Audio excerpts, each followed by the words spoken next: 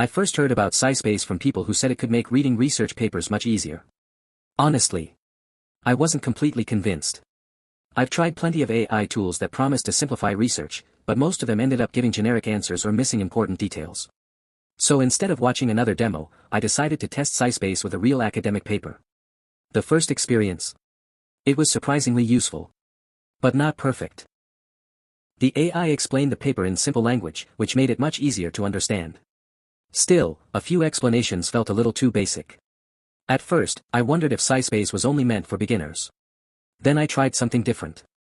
Instead of asking broad questions, I started asking specific ones about the research methods, results, and conclusions. That completely changed the experience.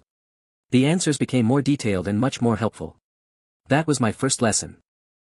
SciSpace works best when you ask focused questions instead of expecting it to summarize everything perfectly. One feature that really stood out wasn't just the AI chat.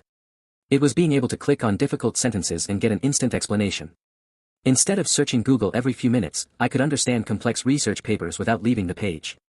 That alone saved me a lot of time. I'd read a section. Ask a question. Get an explanation. Then continue reading. The workflow felt smooth and natural. Now, is it perfect?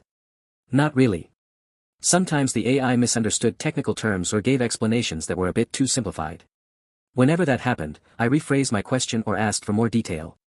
Most of the time, the second response was much better. If you're comparing SciSpace with ChatGPT, Perplexity AI, Consensus, or other AI research tools, I don't think one is simply better than the others. They're designed for different purposes. Some are better for general conversations. Some focus on web search. Others specialize in academic research. SciSpace feels strongest when you're reading scientific papers, reviewing journal articles, or trying to understand complex research without spending hours decoding technical language. Now let's talk about the pricing. Would I pay for it? If I were a student, researcher, professor, or someone who reads research papers regularly, I probably would. The time it saves can easily justify the cost. But if you only read academic papers occasionally, the free version is a great place to start. So, what's the biggest thing nobody tells you about SciSpace?